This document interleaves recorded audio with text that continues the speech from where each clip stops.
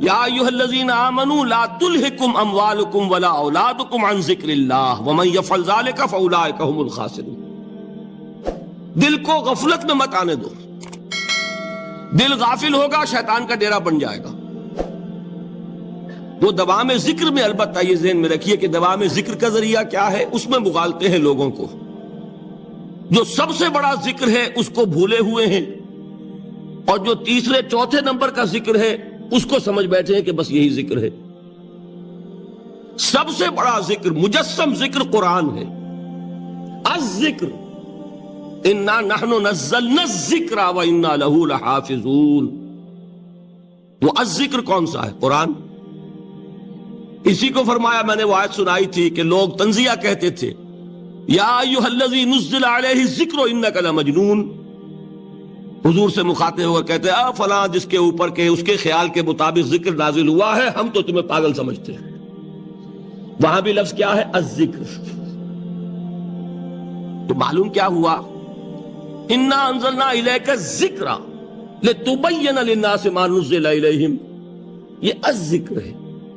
تو اس سے بڑا ذکر کوئی نہیں. تلاوت قرآن، تدبر قرآن، غور و فکر قرآن کا، قرآن کو یاد کرنا. اس پر میرا کتاب چاہے مسلمانوں پر قرآن مجید کے حقوق، اب تو یہاں شاید کوئی کتاب موجود نہیں رہی ہے. بہرحال اگر آپ کو ضرورت ہوتی ہے پاکستان سے منگا لیتے ہر شے، پڑھیے، انشاءاللہ آ جائے گی چیزیں. نمبر 2 ذکر کیا ہے؟ اقیم الصلاۃ لذکری. نماز کو قائم کرو میری یاد کے لیے.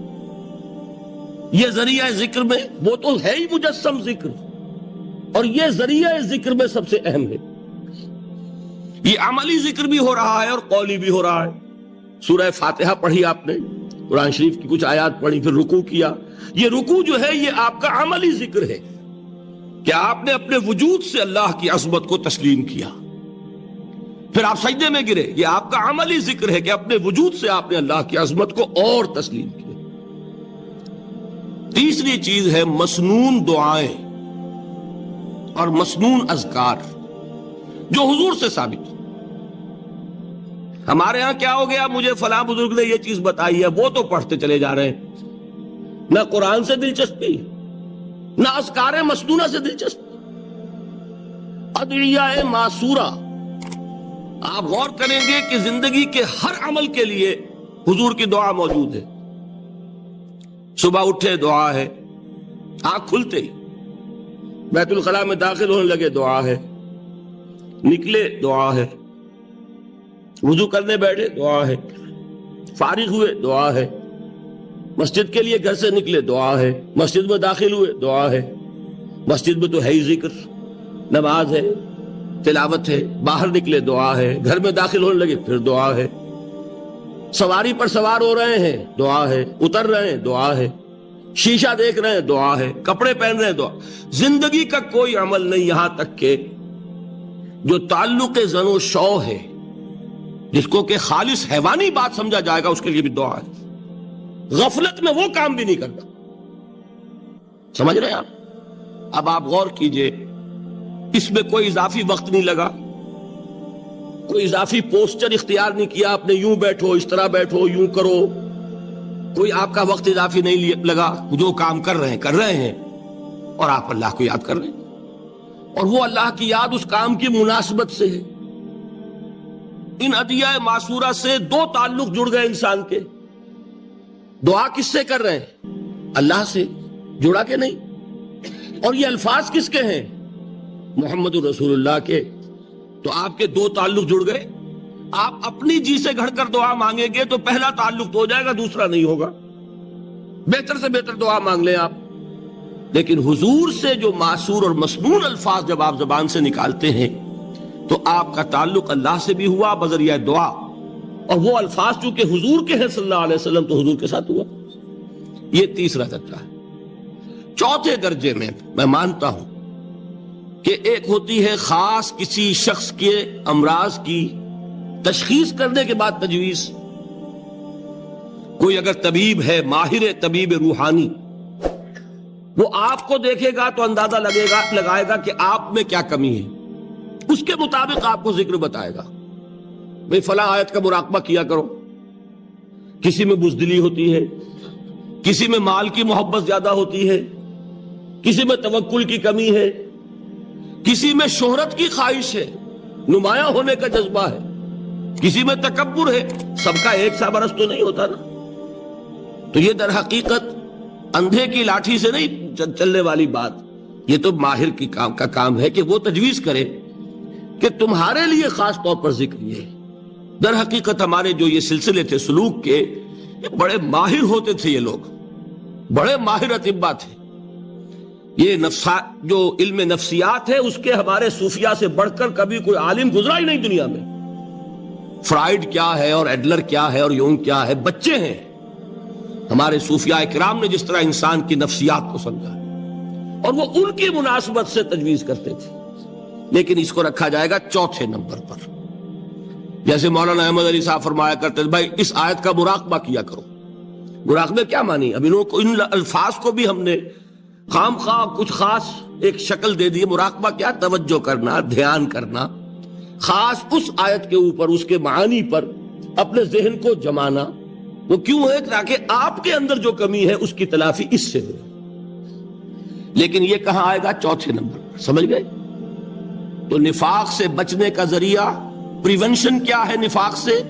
دوام ذکر. نہ تمہیں تمہاری اولاد، نہ تمہارے اموال، نہ تمہاری تجارت، نہ کاروبار اللہ کے ذکر سے غافل نہ کر سکے. پنجابی میں کہتے ہیں کہ ہتھ کارول اور دل یارول.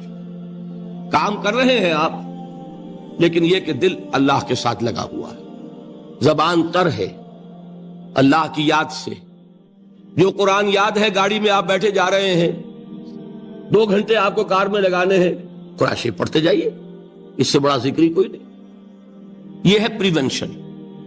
اب اگر مرض ہو جائے تو کیا؟ اس کے لیے 2 چیزیں ضروری ہیں. ایک دیکھیے عجیب ہے، یہ نفاق کا علاج انفاق سے. صرف ایک الف لگا نا.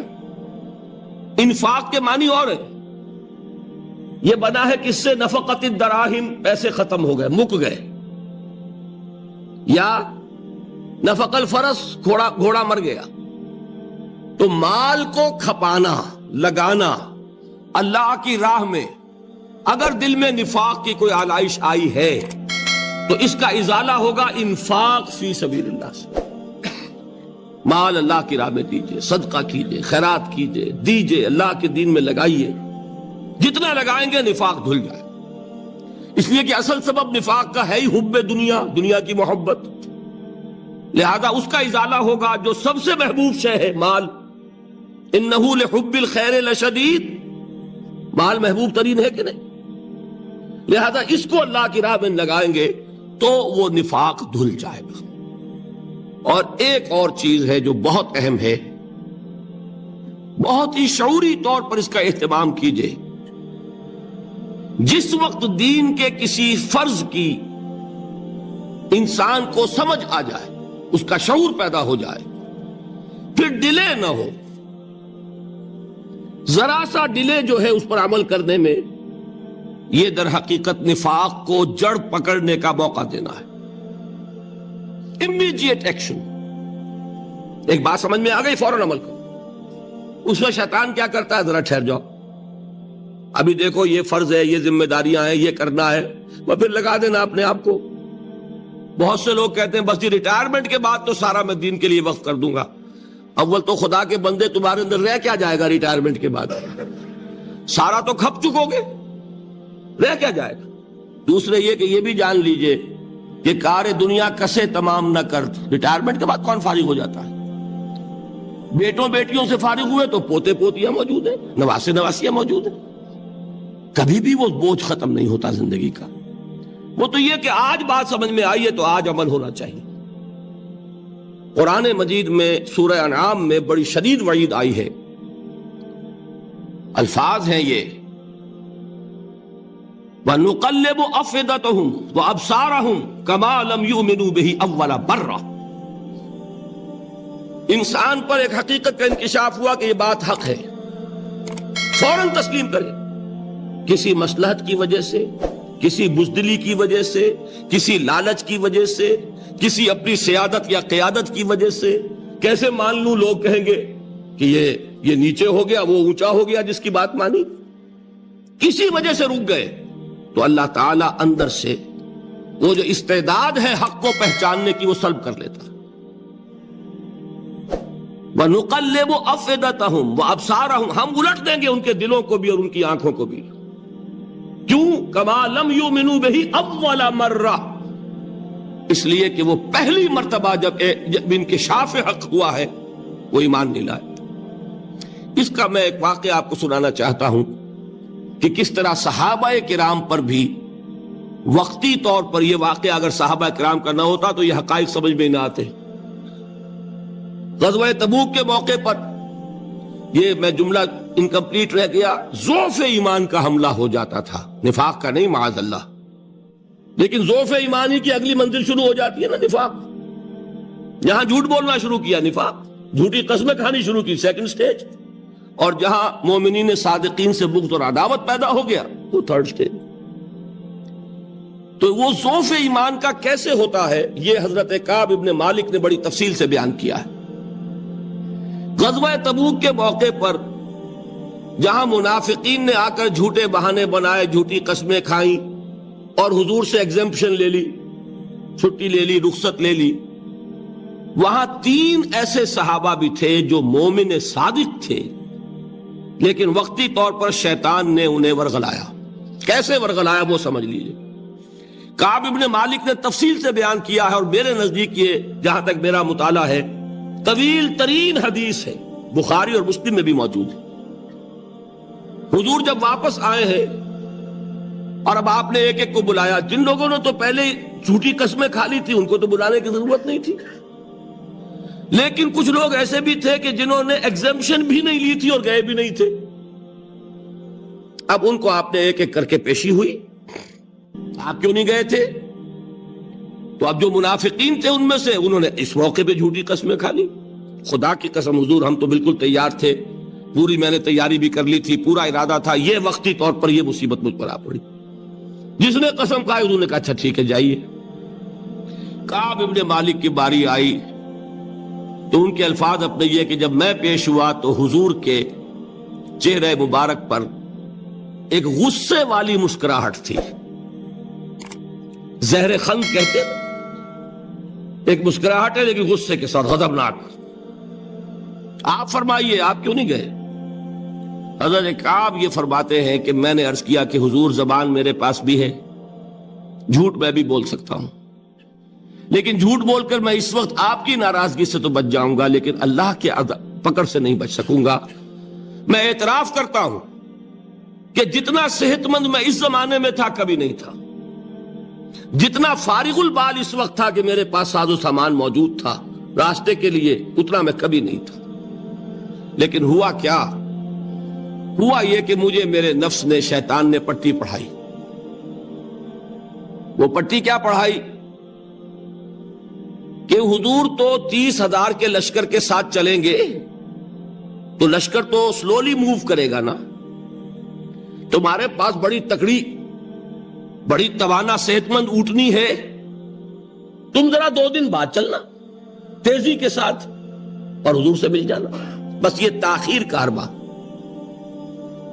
تو انہیں خیال آیا کہ ابھی 2 دن گھر کی ٹھنڈی چھاؤں ہے، میں یہاں پہ جو آرام ہے وہ کر لوں. مجھے جگر کا شعر یاد آیا ہے کہ تپتی راہیں مجھ کو پکاریں، دامن پکڑے چھاؤں گھنیری. ایک طرف فرض کی پکار ہے، اس میں تو ظاہر بات ہے کہ وہ تپتی راہیں ہیں، لا تنفروا فی الحر سنا چکا ہوں آیت. یہاں گھر میں، نخلستان میں، کھجوروں کی چھاؤں میں، اہل و عیال میں یہ ٹھنڈی چھاؤں جو ہے یہ پکڑ رہی ہے. بھائی 2 دن ٹھہر کے چلے جانا، ٹھیک ہے، کوئی نیت میں خرابی نہیں نا. اس کے بعد پھر جب ابھی 2 دن اور ٹھہر جاؤ، یہ تو بڑا لمبا سفر ہے، ذرا تیز اور دوڑ لینا. تو فرماتے ہیں کہ حضور میں اسی طریقے سے تاخیر و تعویق میں پڑا رہا، یہاں تک کہ ایک روز اچانک مجھ پر یہ چیز منکشف ہوئی کہ تو میں چاہے کتنا بھی تیز چل لوں میں آپ سے نہیں مل سکتا. میرے اعصاب ڈھیلے ہو گئے، اس طرح میں محروم رہ گیا. حضور نے بائیکاٹ کا حکم دیا صحابہ کو. 3 صحابہ تھے ایسے, 2 اور تھے جنہوں نے اسی طریقے سے اعتراف کیا. حضور نے حکم دے دیا کوئی ان سے گفتگو نہ کرے. سوشل بائیکاٹ بڑی سخت سزا تھی جو دی گئی ہے, اس کی بڑی تفاصیل ہے. اللہ تعالیٰ شوق دے تو وہ حدیث پوری پڑھیے. میں نے تو 2 جمعوں میں ایک مرتبہ صرف اس ایک حدیث کو بیان کیا تھا. شاید کہیں کیسٹس ہوں میرے ہاں, ہمارے نمبر کوئی مجھے یاد نہیں ہے, لیکن یہ بڑی عجیب حدیث ہے. لیکن اس میں جو اصل سبق ہے وہ کیا ہے؟ اس طریقے سے شیطان لیت و لال, تاخیر, تعویق, ابھی کیا جلدی ہے, ذرا اس کام سے فارغ ہو لو, ذرا پھر تلافی کر لینا, ذرا زیادہ زور سے کام کر لینا, یہ وہ چیز ہے کہ جو وہ تو خیر صحابی تھے, بچ گئے. اگر وہاں جھوٹی قسم بھی کھا دیتے تو گئے تھے. یہ تو اتنا ہی ہے نا, مردی و نامردی قدم فاصلہ دارت. اس میں تو یہی ہے کہ ذرا ایک جھوٹی قسم کھا دیتے, جھوٹے بہانہ بنا دیتے, تو اب ضعف ایمان نہ رہتا, وہ نفاق کی سرحد شروع ہو جاتی. وہ اللہ تعالیٰ نے ان کو بچایا. لیکن یہ کہ ہم کیسے بچیں گے اگر ہم نے یہ روش اختیار کی؟ لہذا 3 کام. دوام ذکر نمبر 1, اس کی میں شرح کر چکا ہوں. 4 اذکار یاد کر لیجئے گا ان کو, ورنہ کیا فائدہ. نمبر 2, انفاق فی سبیل اللہ, نفاق کا علاج انفاق سے. نمبر 3, یہ عادت اپنے اندر پیدا کیجئے شعوری طور پر کہ جب ایک حقیقت واضح ہو جائے فوراً اعتراف کہ ہاں بھائی بات ٹھیک ہے آپ نے. جب ایک فرض کا احساس ہو جائے فوراً اس کی ادائیگی کے لیے آغاز. تاخیر و تعویق ہے کہ جس سے پھر نفاق کو موقع ملتا ہے. اللہ تعالیٰ مجھے اور آپ کو حقیقی ایمان عطا فرمائے اور نفاق سے بچائے رکھے. اب آئیے حقیقت و اقسام شرک پر. دیکھیے, ہر شخص یہ جانتا ہے کہ اسلام دین توحید ہے. ایک لفظ میں اگر کہیں گے تو اسلام کا سب سے بڑا وصف, سب سے بڑی علامت توحید. وہ جو اقبال نے کہا کہ توحید کی امانت سینوں میں ہے ہمارے, آسان نہیں مٹانا نام و نشاں ہمارا. تو توحید ہے. توحید کی ضد ہے شرک. ٹھیک, اس سے میں ایک نتیجہ نکالتا ہوں. کوئی مسلمان جان بوجھ کر مشرک نہیں ہو سکتا. یہ میرا نتیجہ ہے. جان بوجھ کر مشرک نہیں ہو سکتا. وہ شرک میں مبتلا ہوگا تو ناسمجھی میں ہوگا, نادانی میں ہوگا, وہ اسے شرک نہیں سمجھے گا. یہ ممکن نہیں ہے کہ کوئی مسلمان ہو, گیا سے گیا مسلمان, گزرا سے گزرا مسلمان, گھٹیا سے گھٹیا مسلمان, لیکن وہ شرک کو شرک سمجھتے ہوئے اس میں آلودہ ہوتا. ہوتا کیا سمجھ میں نہیں آتا کہ شرک. تو ضرورت بہت ہے کہ ہم یہ پہچانیں کہ یہ شرک ہے کیا. دوسری بات یہ جان لیجئے, ہمارے دین میں ناقابل عفو جرم کون سا ہے؟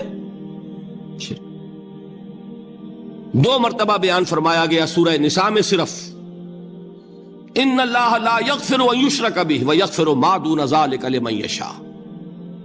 اللہ تعالیٰ اسے تو ہرگز نہیں بخشے گا کہ اس کے ساتھ شرک کیا جائے, ہاں اس سے کم تر جس کو چاہے گا معاف فرما دے گا.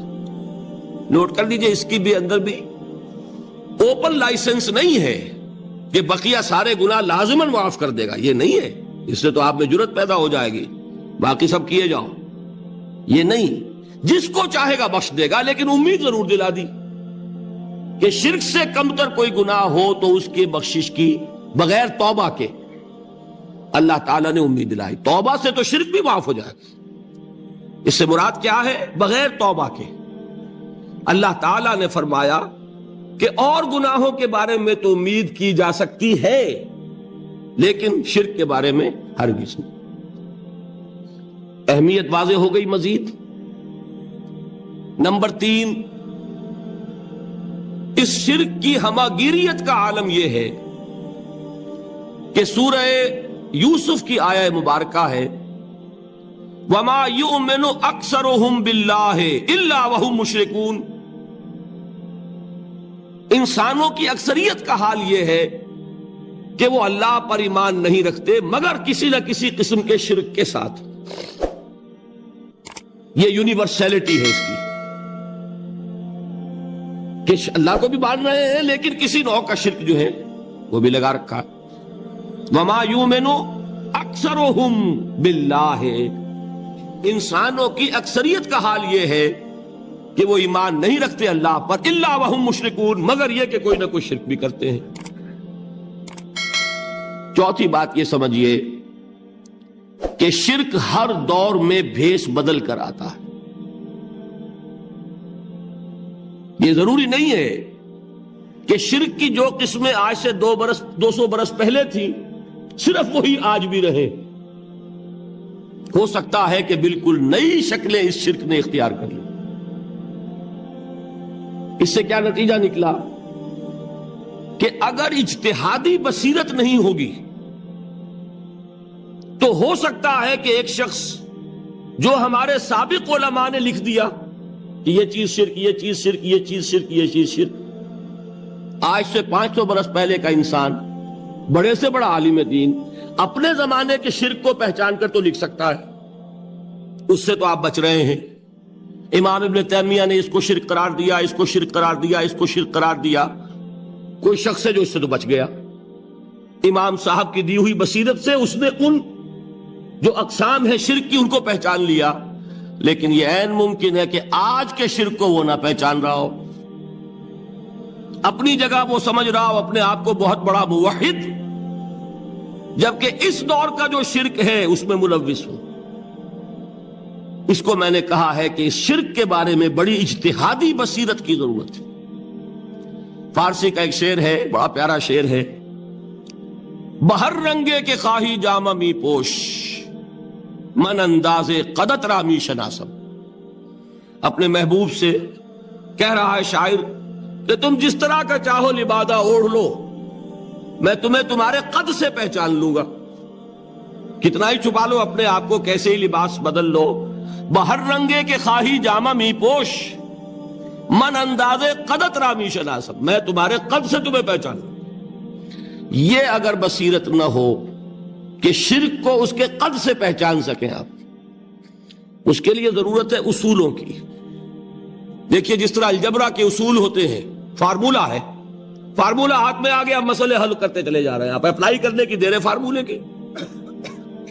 اگر آپ نے صرف گنتی کر کے کسی زمانے کے شرک وہ تو سمجھ لیے، لیکن وہ بصیرت باطنی حاصل نہیں ہوئی، اجتہادی بصیرت، وہ اصول ہاتھ میں نہیں آئے کہ جس سے آپ پہچان سکیں، تو ہو سکتا ہے کہ اس دور کے شرک کو آپ نہ پہچان سکیں.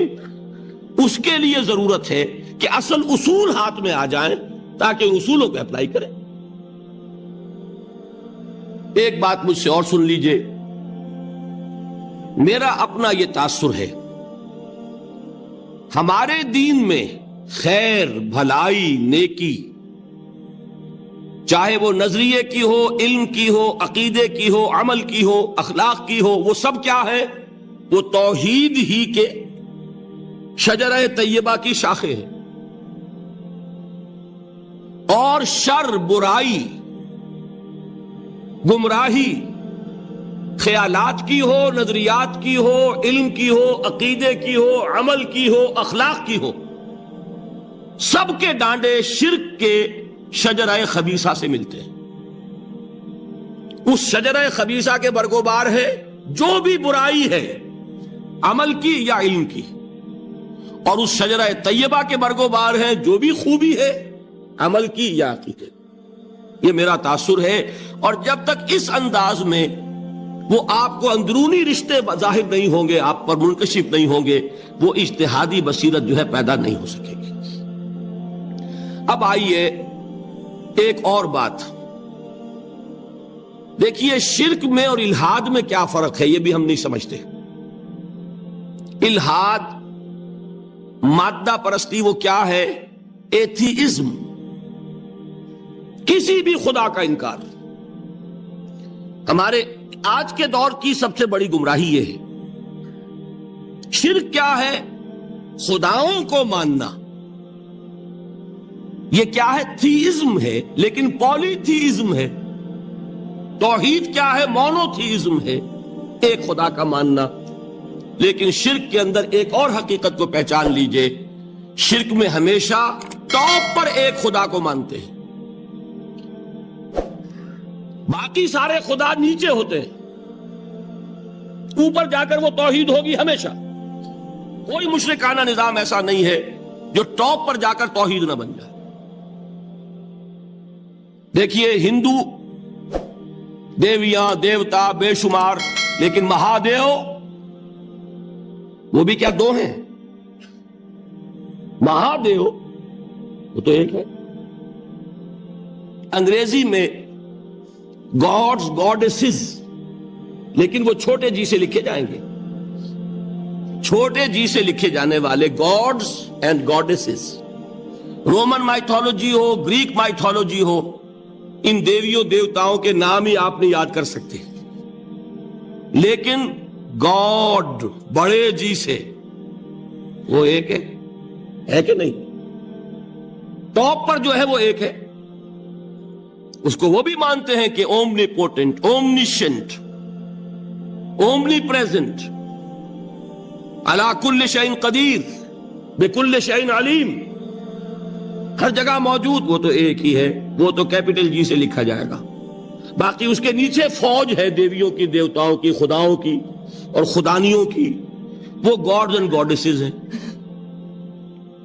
عرب میں کیا تھا؟ میں نے پہلے آپ کو وہ دو مثالیں دے دی ہیں، تیسری اور ایران کی لے لیجئے۔ خیر کا خدا اور شر کا خدا اور، ایک یزداں ایک اہرمن، ٹھیک، سنویت ہو گئی نا، دو خداؤں کو مانا، لیکن وہی ہے جو خدائے خدائے گاں، خداؤں کا خدا، اس کو ایک ہی مانتے ہیں۔ یہی معاملہ عرب میں تھا، اللہ وہ ایک ہی تھا ان کے ہاں۔ قرآن میں آتا ہے ان سے پوچھئے وَلَئِن سَأَلْتَهُم مَّنْ خَلَقَ السَّمَاوَاتِ وَالْأَرْضَ لَيَقُولُنَّ اللَّهُ، جب ان سے کہا جاتا ہے کہ کس نے پیدا کیا آسمان اور زمین کو، یہ فوراً کہیں گے اللہ نے۔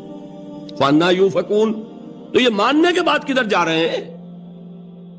وہ کیا کہتے تھے کہ وہ بڑا اللہ تو ایک ہی ہے، لیکن چھوٹے آلہہ ہیں۔ آلہہ اور اللہ میں وہی فرق ہے جو کیپٹل جی کا گاڈ اور چھوٹے جی سے گاڈز اینڈ گاڈیسز، وہی فرق ہے کہ جو مہادیو اور دیویوں اور دیوتاؤں میں ہے، وہی وہاں تھا اللہ وہ ایک اور سپریم، سب سے بالا تر، اس سے اوپر کوئی نہیں، تخلیق میں اس کا کوئی ساجی نہیں، لیکن اس نے کچھ آلہہ ہیں جنہیں کچھ اختیارات تقسیم کیے ہوئے، کچھ اس کے لاڈلی ہستیاں ہیں جو سفارش کر سکتی ہیں۔ بس یہ شرک تھا مشرکین مکہ کا، بات سمجھ رہے ہیں؟ اس کا جائزہ لیں گے تو آپ کو، اور جو آج شرک کی اقسام میں بیان کروں گا اس کو ہاتھ میں لیں گے تو کسی موحد کا تلاش کرنا مشکل ہو جائے گا۔ ڈھونڈ اب ان کو چراغ رخ زیبا لے کر، آج جن کا نام مسلمان ہے ان کی اکثریت کسی نہ کسی نوع کے شرک میں مبتلا ہے۔ اب آئیے اقسام شرک۔ اقسام شرک میں بھی وہی کیفیت ہے جو نفاق کے بارے میں میں نے عرض کی تھی کہ ایک تقسیم یہ ہے جو علماء نے کی ہے، ایک ہے عقیدے کا نفاق، ایک ہے عمل کا نفاق۔ اسی طرح ایک ہے عقیدے کا شرک، ایک ہے عمل کا شرک۔ عقیدے میں نہیں ہے، عمل میں ہے۔ ایک تقسیم آپ نے سنی ہوگی شرک جلی، شرک خفی، ایک ہے ننگا شرک، کھلم کھلا شرک، ایک ہے چھپا ہوا شرک جو نظر نہیں آتا۔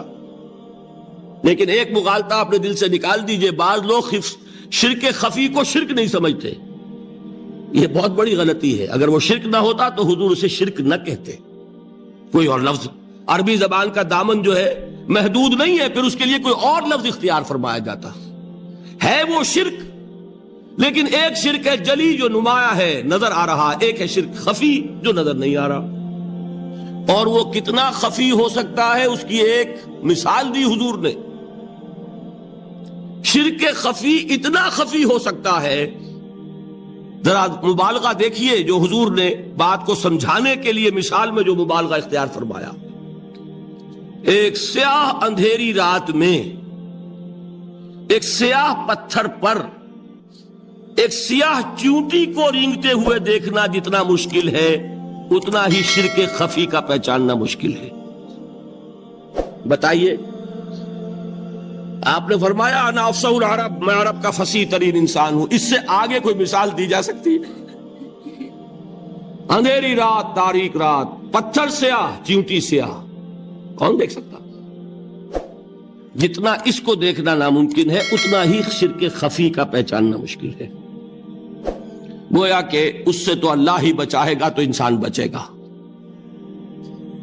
ایک آخری بات تمہیداً اور عرض کر دوں، پھر میں چلوں گا اقسام پر. میری جو باتیں آپ کے سامنے آئی اس سے ایک منطقی نتیجہ نکلتا ہے.